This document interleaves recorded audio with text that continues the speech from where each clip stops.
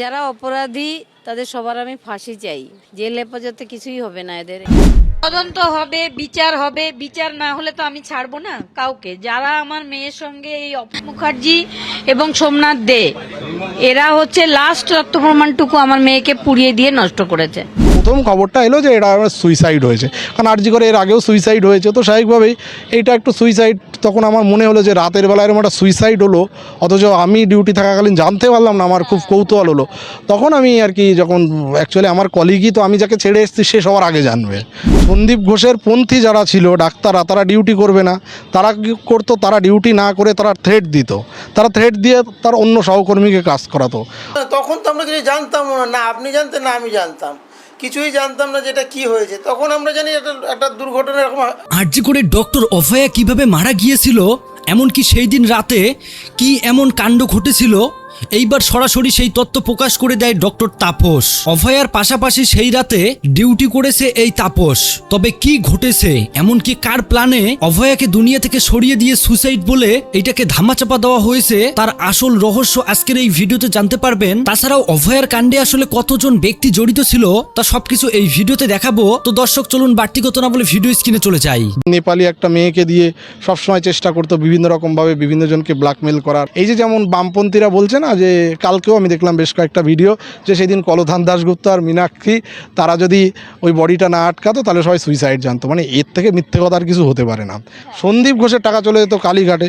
অতএব এই যে ওষুধের দুর্নীতি ছিল, তারপরে এই যে ওখানে হাউস স্টাফশিপের, কারণ আশিস পান্ডে ফেসে যেত হাউস স্টাফশিপ দুর্নীতিতে। এবং ওই একটা ছেলে নয়, আমি আরজি করে ও প্রচুর ছেলে মেয়ে অনেকেই আছে ডিউটি করতো না, তাদের কাছ থেকে টাকা নিয়ে কি করতো, আশিস পান্ডে টাকা নিয়ে নিত, তাদের বলেই তো তোদের ডিউটি যেতে হবে না, ওই এইচওডিদের ধমক চমক দিয়ে দিত বা পোস্ট গ্রাজুয়েট ট্রেনিদের ধমক চমক দিয়ে দিত, দিয়ে ওই মোটামুটি তারা ডিউটি করতে বাধ্য হতো। সন্দীপ ঘোষের এই বাহিনীর কাছে যদি কেউ ফেলও করতো, টাকা দিলে পরের দিন পাসও হয়ে যেত। আমি জানি না আমি মামলা কি করে মানুষ এত শর্ট নোটিশে হাইকোর্ট সুপ্রিম কোর্ট এরকম করে ঘুরতে পারে। আমি অভয়ের মামলাই তো দেখলাম না, মাসের পর মাস পিছিয়ে যাচ্ছে, শোনার টাইম হচ্ছে না। আর আমাদের রাজপুত্রর চোখের চিকিৎসা ভারতবর্ষে করার মতো কোনো নার্সিংহোম নেই, কোনো হসপিটাল নেই, কোনো ডাক্তার নেই, একমাত্র আমেরিকাতেই আছে। দেশের প্রধান বিচারপতি চন্দ্রচূড় সাহেব তিনি কি করেছিলেন, তার ভূমিকা কি খুব ভালো ছিল? যে স্লিপ স্টাডি রুমটা ভাঙলো, কার অর্ডারে ভাঙলো? আজকে বললে হয়তো আমার হয়তো এই যে আপনার ইন্টারভিউর পরে হয়তো আমার ট্রান্সফার অর্ডার বা সাসপেনশন অর্ডার আসতে পারে, সেটা আমার ওই ভয় নেই। করলো কে? আমার যে এখন সবথেকে বড় বস, যিনি সুপিরিয়ার, যিনি হেলথ সেক্রেটারি, আমাদের সেই বিখ্যাত নিগম স্যার, সেই নিগম স্যারের সাইনের পরেই তো সন্দীপ ঘোষ। এবং শুধু তাই, এই সন্দীপ ঘোষ না, চিএস ডিপার্টমেন্টের যত ডাক্তার ছিল, সিনিয়র ডাক্তার, জুনিয়র ডাক্তার, তারাও করেছে। আমাদের যে আন্দোলনকারী জুনিয়র ডাক্তারবাবুরা তারা সাইন করলো, তারাও তো কচি খোকা নয়। তো আপনি যদি প্রশ্ন তোলেন, এইবার এখন দেখুন রাজ্যের, ঠিক আছে অনেক কিছুই করেছে, 3 জন আইপিএসকে সাসপেন্ড করেছে। এখন যদি প্রশ্ন তুলি যে আপনি রাজ্যের ওই 3 জন আইপিএসের এগেনস্টে আপনি প্রমাণ পেয়েছেন, কিন্তু একজন আইএস অফিসার ডেফিনেটলি একটা ক্রাইম সিনের হেলথ সেক্রেটারি তিনি সাইন করলেন, সেটা কি গাফিলতি নয়? স্যার, সে রাত্রে আপনি আরজি করে কর্মরত ছিলেন। হাসপাতালের যে জরুরি বহির্বিভাগ আর কি, যেটা আর কি বলা হয় এমার্জেন্সি ওয়ার্ড, সেখানে পরিবেশ কেমন ছিল যদি আমাদের একটুখানি আরও একবার অবগত করেন। বিশেষত যে এই ঘটনাটি জানার পর বা প্রকাশ্যে আসার পর প্রশাসনিক তৎপরতা কতটা ছিল ঘটনাটাকে ধামা চাপা দেওয়ার, সেই সমস্ত লক্ষণ কতটা ছিল, যদি আপনি আরও একবার স্মৃতিরোমন্থন করে মানে স্মৃতিচারণা করে একটু জানান দর্শকদের। দেখুন সেদিন ঘটনাক্রমে যেটা হয়েছিল, অ্যাকচুয়ালি আমার এমার্জেন্সিতে আমার পোস্টিং ছিল না। তো সেদিন হচ্ছে ওখানকার যিনি অন ডিউটি, যার ডিউটি থাকে, তো তিনি কোনো কারণে ছুটি নিয়েছিলেন এবং ছুটি নেওয়ার পরে আমাকে ওই জায়গায় ওই দিন পাঠানো হয়। তো আমি সেই হিসাবে গেছিলাম। অনেক সময় আমাদের এমার্জেন্সিতে একজন মেডিকেল অফিসার থাকা বাধ্যতামূলক। বিভিন্ন অফিসিয়াল, এই যেমন কোনো ব্রড ডেড কেস এলো বা পুলিশ রিলেটেড কোনো ইস্যু এলো, তখন আমাদের একজন করে থাকতে হয়, তাকে সাইন করতে হয়। তো সেই সময় আমি আর কি জাস্ট মুম্বাই থেকে ফেরার পরে আমার অপারেশনের পরে রিকভার করে, জাস্ট রিকভার না মানে রিহ্যাবিলিটেশন চলছিল। তো তারপরে সেই দিন আমাকে বলা হয়েছিল, অনুরোধ করা হয়েছিল যে একজন ডক্টর সেদিন অ্যাবসেন্ট, যদি আমি আর কি করি। তাই ঠিক আছে গেছি। এবার এমার্জেন্সিতে আমি প্রায় 4 বছর বাদে ওই দিন নাইট ডিউটি করছিলাম, সো আমার কোনো আইডিয়া ছিল না। আর সন্দীপ ঘোষের আমলটা ছিল এই যে স্টুডেন্টদের মানে বিশেষ করে জুনিয়র তাদের বাড়বাড়ন্ত ছিল। তারপরে ওই নেপালি একটা মেয়েকে দিয়ে সবসময় চেষ্টা করতো বিভিন্ন রকমভাবে বিভিন্নজনকে ব্ল্যাকমেল করার। তো এই তথ্যগুলো আমি জানতাম, তো আমি সেই জন্য ডিউটি আওয়ার্সে ওই দিন আমার রাতের বেলা আমি তখন খুব বেশি ইন্টারাক্ট করিনি, যেটুকু দায়িত্ব পড়েছে যেটুকু পেশেন্ট দেখা দায়িত্ব সেটুকুই, বাকি আর কারণ হসপিটালের এনভায়রনমেন্ট ভালো ছিল না। কারণ এই যে পরবর্তীকালে যে একটা থ্রেড কালচারের গ্রুপ বলে অভিযুক্ত করে একটা টিম সাইন করে, তো সেক্ষেত্রে আমি ওই দিন এমার্জেন্সিতে আমি কিছু দেখতে পাইনি। এমার্জেন্সিতে এমন কিছু হয়নি, বা হলেও সেটা আমার পক্ষে বোঝা সম্ভব না, কারণ এমার্জেন্সিতে প্রচুর রাশ। আরজি করের এমার্জেন্সি মানে বিরাট ভিড়। এবার তার ভিতরে হচ্ছে ওর ভিতর দিয়ে যদি কোনো ক্রিমিনাল ঢুকেও যায়, কোনো ক্রিমিনাল বেরিয়েও যায়, তো আমার পক্ষে বোঝা সম্ভব না। কে আসছে, কেউ পেশেন্ট সেজে যদি ক্রিমিনাল যদি পেশেন্ট সেজে আসে, তো আমার পক্ষে বোঝা সম্ভব নয়। এবার আমার তো সেই সিসিটিভি দেখলে হয়তো বোঝা হবে যে কোনো ক্রিমিনাল ঢুকেছে কি বেরিয়েছে, সেগুলো বোঝা হবে, কিন্তু বাস্তবিককালে যে জিনিসটা হয়েছে সেটা হচ্ছে আমার পক্ষে বোঝা সম্ভব হয়নি। আমি 8টা আমার ডিউটি শেষ হলো, আমার পরে হ্যান্ডওভার এলেন, তাকে আমি হ্যান্ডওভার দিয়ে আমি 9টা ওই 9:30 ওরকম টাইমে আমি বেরিয়ে গেছিলাম। তারপরে আমি ঘরে গিয়ে এই ব্যাপারটা যখন আমার কাছে কানে এলো, প্রথম খবরটা এলো যে এটা আমার সুইসাইড হয়েছে। কারণ আরজি করে এর আগেও সুইসাইড হয়েছে, তো স্বাভাবিকভাবেই এইটা একটু সুইসাইড। তখন আমার মনে হলো যে রাতের বেলা এরকম একটা সুইসাইড হলো, অথচ আমি ডিউটি থাকাকালীন জানতে পারলাম না, আমার খুব কৌতূহল হলো। তখন আমি আর কি, যখন অ্যাকচুয়ালি আমার কলিগই তো, আমি যাকে ছেড়ে এসেছি সে সবার আগে জানবে যে আরজি করের ভেতরে কোনো ঘটনা ঘটলে, কারণ সবার আগে নিয়ম হচ্ছে এমার্জেন্সি মেডিকেল অফিসার যিনি থাকবেন তাকেই ওই ডেথ ডিক্লেয়ার করে পোস্টমর্টমের জন্য পাঠাতে হবে। সেটা সুইসাইডাল ডেথ হোক, অ্যাক্সিডেন্টাল ডেথ হোক, যাই হোক, আর মার্ডার কেস হোক। তো এইটা যখন সুইসাইড শুনলাম, আমি তখন সাথে সাথে ম্যাডামকে ফোন করি যে আপনি এই বাইরের আমার একটা ঘটনা শুনতে পাচ্ছি হঠাৎ করে, আমি তো কিছু জানিও না, আপনি কি দেখলেন? তো তখন ম্যাডাম বললো, ম্যাডামও হয়তো আমাকে জানাতো একটু বাদে, কিন্তু ম্যাডামও ব্যস্ত ছিল, কারণ ম্যাডামকে ওই ডিপার্টমেন্টের হেড অফ দি ডিপার্টমেন্ট এসে ডেকে নিয়ে গেছে। তার ডিপার্টমেন্টে এরকম একটা ইনসিডেন্ট ঘটেছে, সেই ওকে দেখে নেয়, কারণ বডিটা নামালে হয়তো একটা ক্যাওস বা কোনো বিশৃঙ্খলা হতে পারে, সেই কারণে তাকে ডেকে নিয়ে গেছিলো বলেই আমার ধারণা। তখন ম্যাডাম ওর কি দেখে আমি বললাম যেরকম বাইরে কিন্তু ব্যাপারটা প্রচার হয়ে গেছে যে এটা সুইসাইড, ঠিক আছে। এই যে যেমন বামপন্থীরা বলছে না, যে কালকেও আমি দেখলাম বেশ কয়েকটা ভিডিও, যে সেদিন কলধান দাশগুপ্ত আর মীনাক্ষী তারা যদি ওই বডিটা না আটকাতো তাহলে সবাই সুইসাইড জানতো। মানে এর থেকে মিথ্যে কথা আর কিছু হতে পারে না। ব্যাপারটা হচ্ছে যে ম্যাডাম আমাকে তখন বডি, দেখুন আমরা ডাক্তারি মতে আমরা তো মানে অ্যাটলিস্ট পোস্টমর্টম না করলে বোঝা যায় যে কোনটা ফিজিক্যাল অ্যাসল্ট, সেক্সুয়াল অ্যাসল্ট বা হচ্ছে মার্ডার, কিছুটা বোঝা যায়, পুরো না বোঝা গেলেও। তো সেক্ষেত্রে উনি বডির আমাকে যে ডেসক্রিপশান দিলেন, যেভাবে উনি দেখেছিলেন, উনি বললেন যে আমি যেভাবে ওকে দেখলাম, ম্যাডাম বলছে যে এটা দেখে আমার পক্ষে সেটা সহ্য করা সম্ভব হয়নি, কারণ আমারও মেয়ে আছে। তো ওই দৃশ্য বলছে আমি মুহূর্তের ভেতরে ওটা দেখে জাস্ট আমি তাদেরকে জানিয়ে আসি, আপনারা ওর মা বাবাকে খবর দিন, আধার কার্ড আনুন, এমার্জেন্সিতে আসুন, আমি ডেথ ডিক্লেয়ার করে কাগজপত্র তৈরি করে পোস্টমর্টেমের জন্য পাঠাবো। পুলিশ কেস করতে, একটা পুলিশ ইনজুরি রিপোর্ট করে দিতে হবে। এইবার হচ্ছে ম্যাডাম বলছে আমার পক্ষটা দেখা সম্ভব হয়নি। হ্যাঁ, তো ওখানেই ক্লিয়ারলি বোঝা গেছে যে এটা মানে ক্লিয়ারলি মার্ডার কেস, এটা নিয়ে কোনো সন্দেহ নেই, এবং তার সাথে physical assault and sexual assault. এইবার সেটা রেপ হয়েছে কি হয়নি সেটা তো পরে, কিন্তু পরবর্তীকালে পোস্টমর্টেম হয়ে গেছে, এবং পোস্টমর্টেম হওয়ার পরে তারপরে গাড়ি নিয়ে পুলিশ যখন বডিটা বের করে নিয়ে যাচ্ছে, তখন হচ্ছে তাদের আমি ধন্যবাদ দিই, হ্যাঁ সবাই আটকানোর চেষ্টা, শুধু যে তারা আটকানোর চেষ্টা করেছে তা নয়, বিজেপির যারা লোকজন ছিলেন, কয়েকজন, কৌস্তবদা ছিলেন, তারপরে সজলদা ছিলেন, অগ্নিমিত্রা পাল ছিলেন, তারপরে হচ্ছে এদিকে যদি এসইউসিআই সংগঠনেরও অনেকে ছিলেন, প্রচুর লোক ছিলেন, তারা সকাল থেকেই ছিলেন, আন্দোলন করছিলেন, বিক্ষোভ করছিলেন। আমি অলরেডি যখন আমি ম্যাডামের কাছ থেকে খবরটা পাই, আমি অলরেডি মোবাইলে কিন্তু বিভিন্ন জায়গায় খবর দিয়ে দিই যে সন্দীপ ঘোষ এরকম, কারণ আমি জানি যে এই ঘটনার পিছনে নিশ্চয়ই মাস্টার মাইন্ড কেউ আছে, এবং সন্দীপ ঘোষ ছাড়া যেখানে আরজি করে পাতা নড়ে না, তো তার মানে তার প্ল্যানিং নিশ্চয়ই আছে। আর সে এই ধরনের ক্রিমিনাল নেচার অন্তত আমি জানি, কিন্তু এত বড় ক্রিমিনাল জানতাম না। 30 ঘন্টা ডিউটি, বারবার নাইট ডিউটি দেওয়া, বলা সত্ত্বেও ছুটি না দেওয়া, থিসিস আটকে দেওয়ার হুমকি ইত্যাদি ইত্যাদি আরও অনেক রকমের তথ্য সামনে এসেছে। দেখুন, ব্যাপারটা হচ্ছে আমি তো মানে আবেগে গা ভাসিয়ে দিলে হবে না, আমাকে তথ্যভিত্তিক আর এভিডেন্স যেগুলো আছে তার উপরে কথা বলতে হবে। আর আমার বাস্তব এক্সপিরিয়েন্স, যেহেতু ওই হসপিটালে আছি, সেই কাজের অভিজ্ঞতার কথাই বলছি।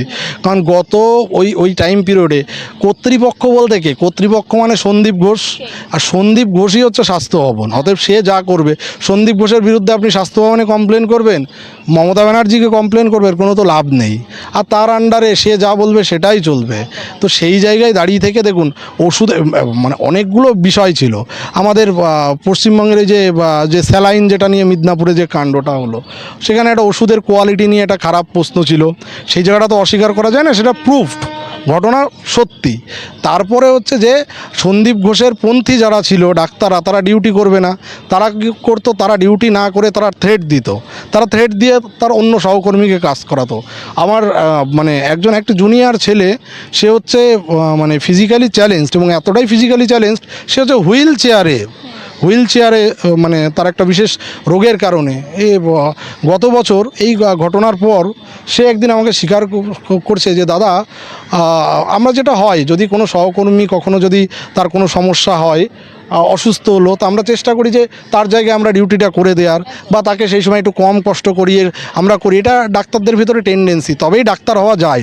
কিন্তু দেখা যাচ্ছে যে সেই ছেলেটার কাছ থেকেও মাসে মাসে টাকা নিয়েছে এই আশিস পান্ডিতের মানে আশিসের এবং তারপরে দেখা যাচ্ছে সেই টাকাগুলোর ভাগ পেত সন্দীপ ঘোষের টাকা চলে যেত কালীঘাটে। অতএব এই যে ওষুধের দুর্নীতি ছিল, তারপরে এই যে ওখানে হাউস স্টাফশিপের, কারণ আশিস পান্ডে ফেসে যেত হাউস স্টাফশিপ দুর্নীতিতে, এবং ওই একটা ছেলে নয়, আমি আরজি করে ও প্রচুর ছেলে মেয়ে অনেকেই আছে ডিউটি করতো না, তাদের কাছ থেকে টাকা নিয়ে কি করতো, আশিস পান্ডে টাকা নিয়ে নিত, তাদের বলে দিত তোদের ডিউটি যেতে হবে না, ওই এইচওডিদের ধমক চমক দিয়ে দিত, বা পোস্ট গ্রাজুয়েট ট্রেনিদের ধমক চমক দিয়ে দিত, দিয়ে ওই মোটামুটি তারা ডিউটি করতে বাধ্য হতো। এই র্যাকেটটা চলেছে, এটা অস্বীকার করার জায়গা নেই। শুধু ও নয়, আর একটা ছেলে ছিল হচ্ছে তখন টিএমসিপির সোকল্ড প্রেসিডেন্ট ছিল আশিস পান্ডে, আর জেনারেল সেক্রেটারি অভিষেক সেন। ওটা ছিল হচ্ছে মহা বদমাইশ একটা ছেলে। এমার্জেন্সিতে ডিউটিতে এসে একদিন আমি যখন ডিউটি আওয়ার্সে সেদিনই ডিউটি আওয়ার্সে যেটা হতো দেখেছি, যে আমার এখনকার কলিগ তাকে ধমকাচ্ছে, মানে এতটাই সাহস, ইন্টার্ন ছেলে এসে ধমকাচ্ছে, এসে অর্ডার করছে। মানে তার আগের ঘটনা আমরা তো ফোনে এরকম শুনতে পেতাম, আমাদের ভিতরে আলোচনা হতো, আপনি ডেথ সার্টিফিকেট লিখুন, নাহলে আপনাকে ট্রান্সফার করে দেয়। আর এদের এতটাই পাওয়ার ছিল, এই অভিষেক সেন একজন প্রফেসরকে, একটা বিশেষ ডিপার্টমেন্টে, আমি নাম বলে তাদের বিপদে ফেলবো না, নামগুলোও জানি, প্রফেসরকে সকালবেলা ও ডিউটিতে যায়নি, প্রফেসর কিছু একটা বলেছে, তাকে বলেছে যে আপনাকে সন্ধ্যার ভেতরে ট্রান্সফার করে দেবো, এবং ট্রান্সফার অর্ডারটা সন্ধ্যা লাগেনি, দুপুরের ভিতরে হয়ে গেছে। এই রকম ক্ষমতাশালী এরা ছিল। এই দুদিন আগেও বলছি, আমার কাছে একটা যে শিট এলো, একটা নাম্বারের শিট, সেই নাম্বারের শিটে কি হচ্ছে যে আপনার নাম্বারটা যা আছে, একজন প্রফেসর হেড সাইন করেছে, আমি তার নাম বলবো না, তার সাথে সেদিন কথা হলো, মানে তিনি সেই নাম্বার দিয়ে সেই নাম্বারে একটা তো টাইপ হয়ে আছে, সেই নাম্বার কেটে দিয়ে তাকে মানে সে পেয়েছিল 60, তাকে করে দেওয়া হলো 80। এটা আমার কাছে আছে, মোবাইলে আছে, সেই এইচওডি সাইন আছে, তাকে ডেকেও পাঠিয়েছিল স্বাস্থ্য ভবন এই কয়েকদিন আগে। এই ঘটনা সেই টাইমে ঘটেছে, এবং সন্দীপ ঘোষের এই বাহিনীর কাছে যদি কেউ ফেলও করতো, টাকা দিলে পরের দিন পাসও হয়ে যেত, এরকমও ঘটনা ঘটেছে। আর তারপরে আর একটা হতো যে ওদের টাকা দিয়ে ওই 75% পেলে বলা হয় অনার্স একটা সাবজেক্টে, অনেক ছেলেমেয়েই আছে টাকা দিয়ে র্যান্ডাম অনার্স পেয়েছে, র্যান্ডাম, কেউ গোল্ড মেডালিস্ট, কেউ অনার্স। যে গোল্ড মেডালিস্ট পেয়েছে, আমি এই আশিস পান্ডে 2 বছর বোধহয় 2 বছর না 1 বছর ওই পেডিয়াট্রিক্স ডিপার্টমেন্টে ছিল, কোনো দিন পেডিয়াট্রিক্সে ডিউটি করে না। আমি একটা বিশেষ মিডিয়াতে বসে বলেছিলাম যে পেডিয়াট্রিক্সে ডিউটি করেছে, যদি বাচ্চাদের চ্যানেল করতে পারে আমি ডাক্তারি করবো না, আমি এটাও বলেছিলাম, চ্যালেঞ্জ দিয়ে বলছি। ওর 1 বছর বাদে আমি জানলাম যে ওর পোস্টিং হচ্ছে পেডিয়াট্রিক্স ডিপার্টমেন্টটা হচ্ছে এমার্জেন্সি বিল্ডিংয়ে 8 তলা, ওই 8 তলাও কোনো দিন যায়নি, তাহলে ও কী করবে? এই 9 অগস্ট রাত্রিবেলায় তরুণী চিকিৎসকের সঙ্গে যারা ডিনার করেছিলেন, সেদিনকে তার সঙ্গে যারা যারা থেকেছিলেন, ডিউটি করছিলেন, সকলকে তলব করা হবে। শুধু তাই নয়, মৃত্যুর ঘটনার পর আরজি করে কারা এসেছিলেন সিসিটিভি ফুটেজ খতিয়ে দেখে সেই সমস্ত বিষয়টি শনাক্ত করা হবে এবং সকলকেই তলব করা হবে বলে জানিয়েছেন স্বাস্থ্যমন্ত্রী ডক্টর শারদত্ত মুখোপাধ্যায়। তার কথায় তদন্ত থেকে যা নির্যাস বেরোবে তা রাজ্য সরকারের হাতে তুলে দেওয়া হবে।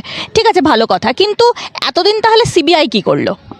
দেখুন, সিবিআই তো আমি আপনাকে বললাম যে সিবিআই তদন্তকারী অফিসার কিছু করেছে বলে আমি অন্তত দেখিনি, কিন্তু হ্যাঁ, এদের 4 জনের ডেকেছিল, তাদের স্টেটমেন্ট রেকর্ডেডও আছে।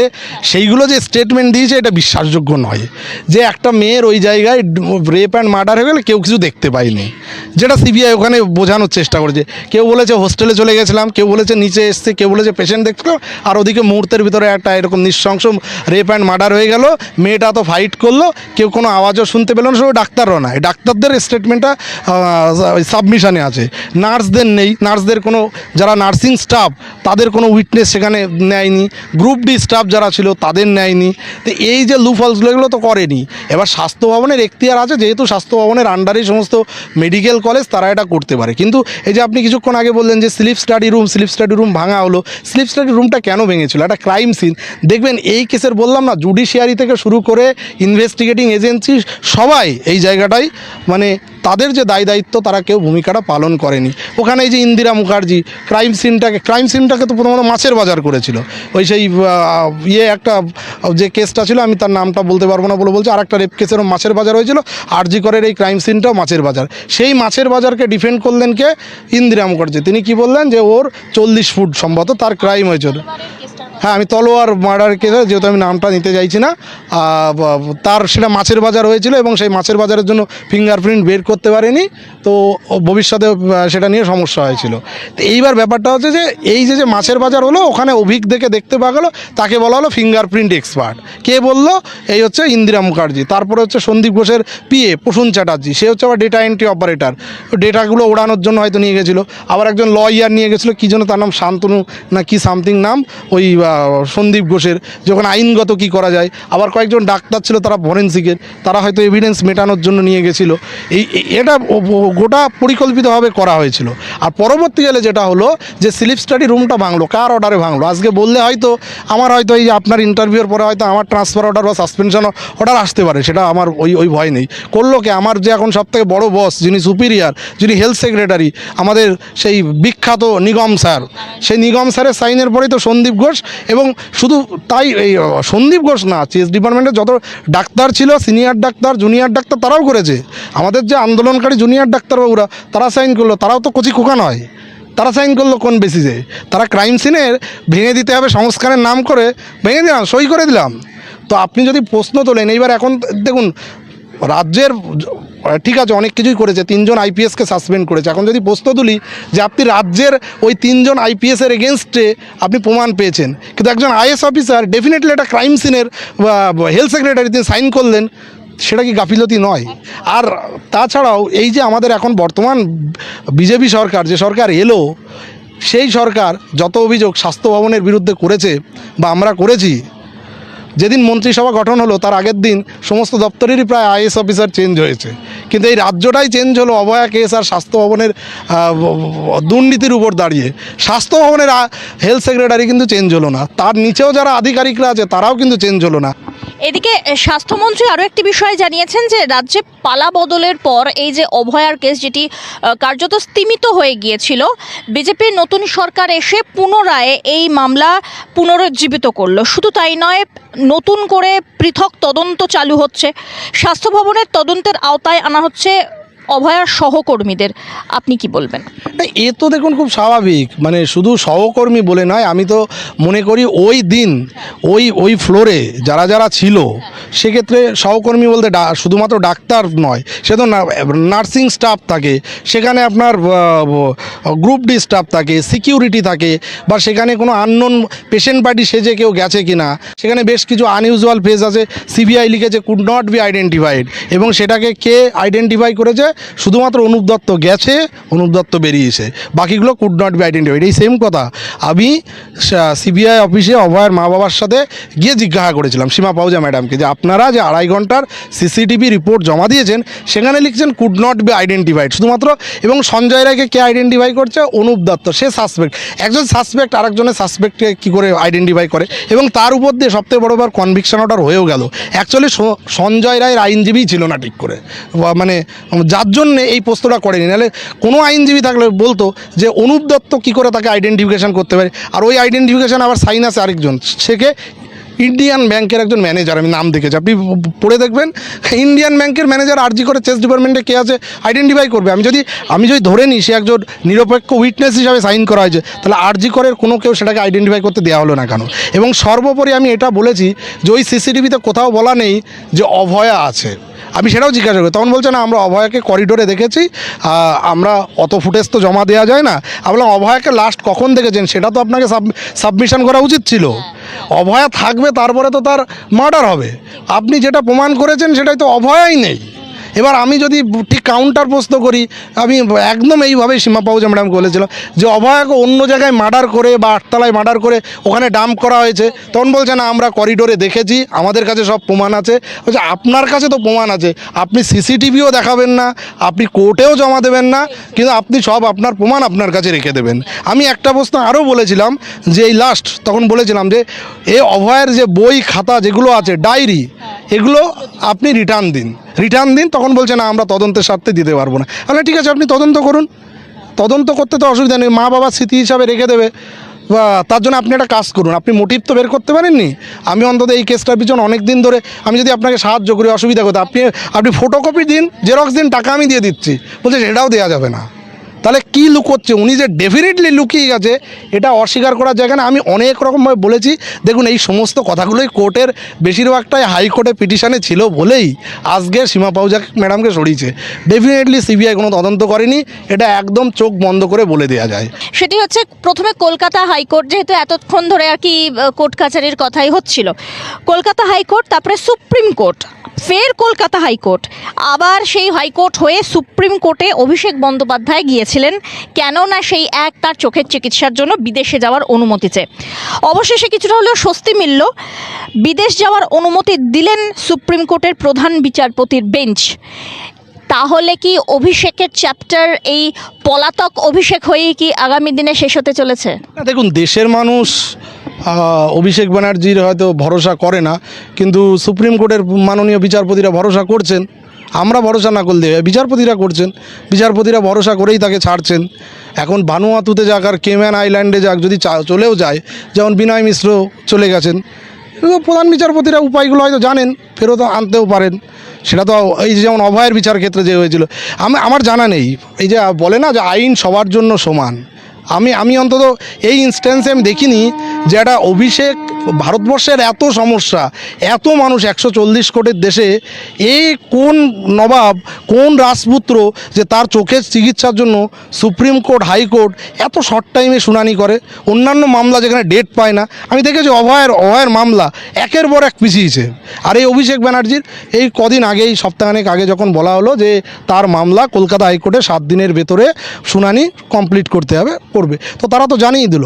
আবার সুপ্রিম কোর্ট সেটা শুনলো এবং শুনে বলছে শর্ত সাপেক্ষে আপনি যেতে পারেন, কেন চোখের চিকিৎসা নেই। এখানে যেমন কলকাতা হাইকোর্ট বললো আমরা দরকার পড়লে SSKM-এর চিকিৎসককে আমরা একটা কমিটি করে দিচ্ছি, তো কেন আমাদের সুপ্রিম কোর্ট কি পারলো না দিল্লি এইমসকে রেফার করতে? ইউএসের জন্য অ্যাগ্রিড হয়ে গেল। এইটা কি সাধারণ মানুষের জন্য প্রযোজ্য?